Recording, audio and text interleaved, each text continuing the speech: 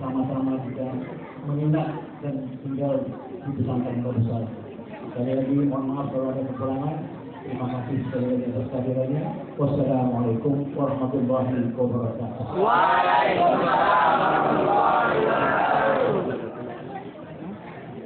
Terima kasih sama-sama kita ucapkan kepada Tuan Guru Syekh Habib Masih Kalian atas memberikan kepada mereka.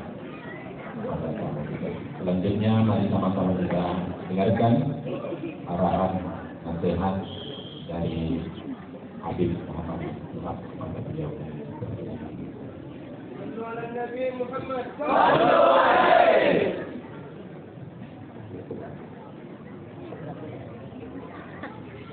Assalamualaikum warahmatullahi wabarakatuh. Waalaikumsalam warahmatullahi wabarakatuh. Bismillah walhamdulillah wassalatu wassalamu ala rasulillah wa ala alihi wa sahbihi wa mawala. Terima kasih. Jazakumullahu khairan jazaa. Satu kebahagiaan bagi kami pada malam hari ini kami bisa hadir bersilaturahim dengan guru kita semua, orang tua kita semua, yaitu Syekhul Walid Buya Ismail Rajan Allah Ta'ala wa ra'ah. Semoga Allah bituli hayatih wa nafa'ana bi ulumih.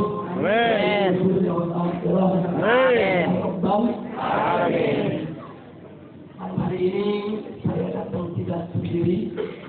Di samping kiri saya adalah Kiai Haji Ahmad Sobri Lubis. Beliau adalah Ketua Umum Dewan Pimpinan Pusat Front Pembela Islam. Kemudian di sebelahnya lagi adalah Habib Hussein bin Zaid Al-Attas.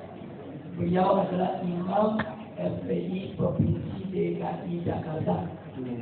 Dan setelah Buya Kiai Haji Ja'far Siddiq, beliau adalah Wakil Ketua Umum Dewan Pimpinan Pusat Front Pembela Islam. Masih ada beberapa lagi rombongan kami yang tidak kami sebutkan satu persatu, tapi mudah-mudahan rahim ini menjadi penyebab turunnya rahmat dan barakah. Amin.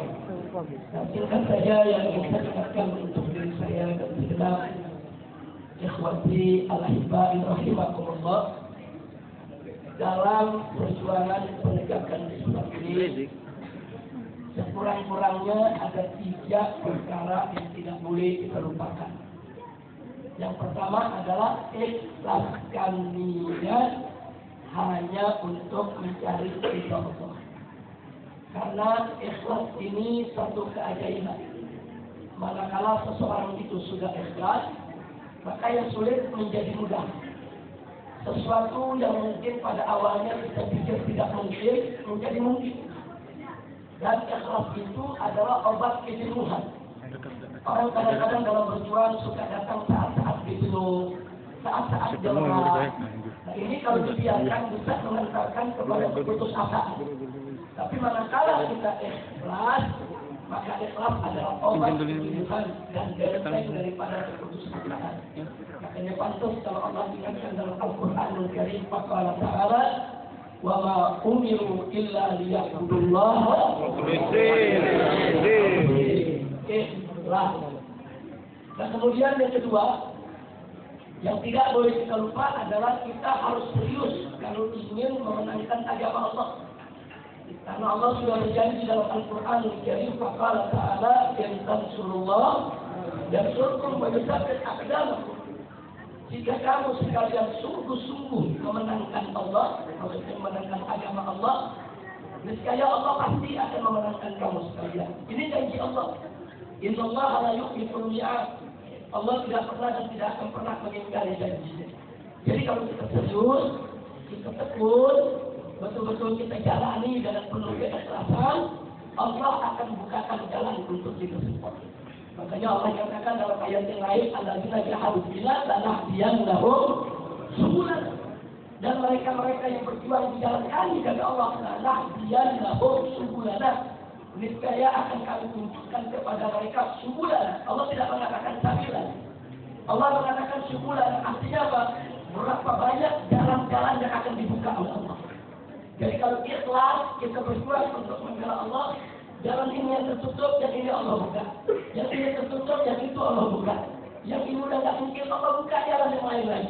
Itu janji Allah dalam Al-Quranul Karim. Dan yang ketiga, yang tidak boleh kita lupakan adalah dalam perjuangan kita harus berjamaah, bersatu padu. Allah katakan dalam Al-Quran Al-Karim Ta'ala, wa'tasimu bihablillahi jami'an wa la tafarraqu. Berpegang teguhlah kamu sekalian kepada hablullah, kepada agama Allah, kepada tali Allah, kepada ketentuan Allah, kepada aturan Allah, kepada hukum Allah. Wa la tafarraqu, dan jangan sekali-kali kamu bercerai-berai. Nah, ini ada hal yang menarik. Kita tahu selama ini bahwa persatuan dan persaudaraan itu adalah sumber kekuatan. Tapi tolong dicatat, ternyata kalau kita cermati, kita pelajari, kita praktekkan di lapangan perjuangan, itu yang namanya persatuan dan persaudaraan bukan hanya sekedar sumber kekuatan, tapi ada yang lebih dahsyat lagi. Sebagaimana disabdakan oleh Nabi kita al-Qur'an Nabi sallallahu alaihi wasallam, "Alaikum bil jamaah fa inna yadallahi ma'al jamaah." Di mana Nabi mengatakan alaikum bil jamaah, wajib atas kamu sekalian untuk apa? Untuk berjamaah, berjuang bersama, bersaudara, berkasih bahu membahu. Kenapa? Fa inna yadallahi ma'al jamaah. Karena sesungguhnya pertolongan Allah ada pada kebersamaan. Nah, ini pertolongan Allah itu lebih dahsyat daripada sekedar kekuatan yang kita bangun. Kenapa? Sebab sekuat apapun tenaga kita, sekaya apapun harta kita, sebanyak apapun jumlah kita, sehebat apapun semangat juang kita, kalau tidak ada pertolongan dari Allah, semua akan sia-sia. Tapi sebaliknya, semiskin apapun harta kita, sedikit apapun jumlah kita, selemah apapun tenaga kita, saudara, manakala ada pertolongan Allah bersama kita, maka musuh yang sehebat apapun tidak akan pernah mampu untuk mengalahkan kita. Itu dahsyatnya pertolongan Allah. Nah, maka itu tadi saya katakan, rahasia kebersamaan itu bukan hanya sekedar sumber kekuatan, tapi juga merupakan sumber pertolongan Allah. Nah, itu yang terjadi akan selama ini kita lihat. Bagaimana aksi 212 khususnya yang dihadiri oleh lebih dari 7 juta umat Islam, hampir 8 juta orang. Sudah, itu gak mungkin terjadi tanpa pertolongan Allah. Mustahil itu bisa digelar tanpa karunia Allah. Loh, bagaimana tidak karunia Allah, sudah? Itu aksi 212 digembosi, dilarang, diteror, diintimidasi di mana-mana, dari pusat sampai ke daerah.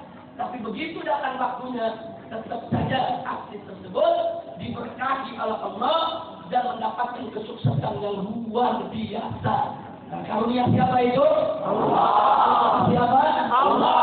Tangan siapa? Allah. Siapa yang maha besar? Allah. Allah. Nggak bisa dihalang-halangi. Kalau sudah pertolongan Allah datang, tidak bisa dihalang-halangi. Nah, yang terakhir, yang ingin saya ingatkan juga tentang bagaimana kemarin proses calon gubernur Muslim di Jakarta dibenarkan oleh Allah. Kalau kita hitung-hitungan secara kalkulasi matematik politik, sudah sulit sekali calon gubernur Muslim untuk menang. Sulit, sudah. Loh, kenapa? Karena baru terjadi sepanjang sejarah Indonesia perangkat negara menjadi tim sukses calon gubernur.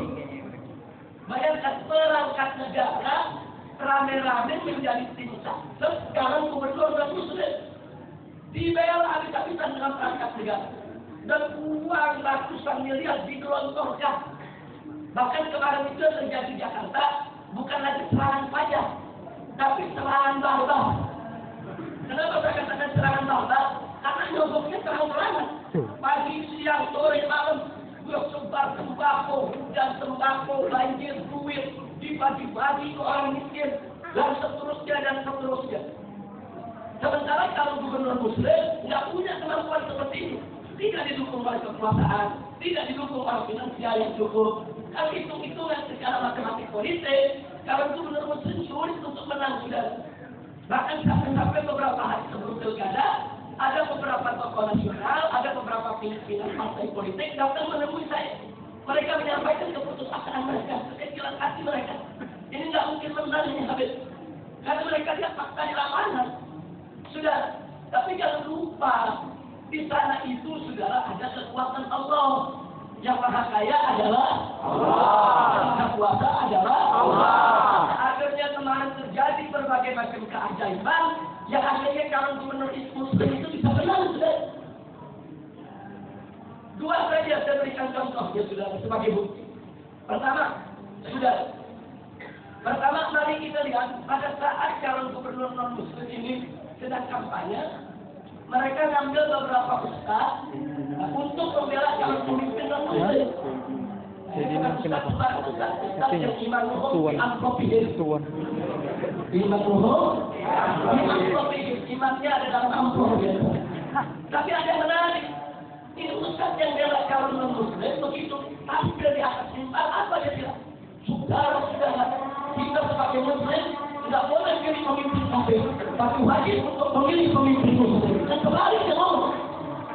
Akhirnya dipegang oleh panitianya, kenapa Ustaz ngomongnya begitu? Tidak sesuai pesanan. Susah jawab apa? Saya sendiri tidak tahu kalau bisa ngomong begitu. Itu pertolongan siapa? Allah. Siapa? Allah. Yang terakhir sebagai penutup, karena sudah masuk waktu Isya dan kami juga harus berangkat ke depan. Sehingga tolong dimaklumi. Yang terakhir saudara, ada ibu-ibu lansia di Jakarta begitu banyak. Itu dibagi-bagi sembako. Begitu dibagi sembako, bisa tanya, ibu dapat sembako, dapat duit, dapat. Terus ibu disuruh apa? Ya kami disuruh milih calon gubernur nomor 2. Oh gitu, terus ibu udah pilih nomor 2. Sudah. Nomor 2 yang mana bu? Itu yang pakai peci.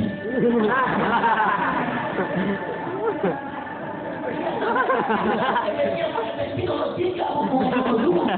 Ini ibu nonton nggak ada nomor 3, calonnya cuma 2. Ini ada yang nomor 1, yang nomor 2, tutup yang nomor 2. Yang bukan mereka yang dapat suara yang Muslim. Saya tanya, anugerah siapa? Allah. Siapa? Allah. Siapa? Allah. Yang maha besar? Allah. Yang maha kuasa? Allah. Apa yang maha agung? Allah. Allah. Itu saja yang saya sampaikan. Sebetulnya kalau waktu masih banyak, Buya kita mau lebih lama di sini, kalau perlu bermalam di sini. Tapi insya Allah dalam waktu dekat nanti saya dan kawan-kawan dari DPP DPI akan berkunjung secara khusus ke Pondok Pesantren Darus Salam. Darus Salam ini Allah jadikan ma'had dan soleh. Amin. Murah. Barakat. Mudah-mudahan dari Pondok Pesantren ini Allah buatkan al-qawadirus salihah. Yang baik, kepada Allah dan Rasulnya, berkorban apa saja untuk agamanya, di dunia wal kulli niyatin salihah wa hadratin Nabi Mustafa sallallahu alaihi wasallam. Al-Fatihah.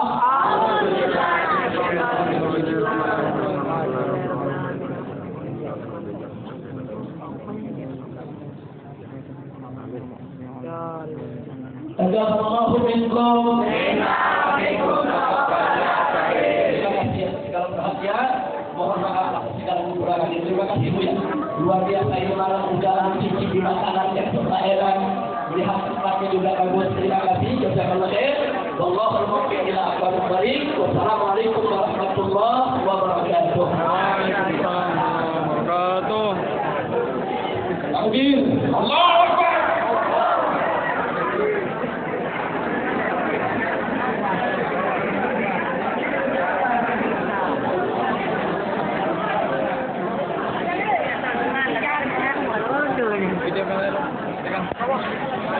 Ini aku dalam lu.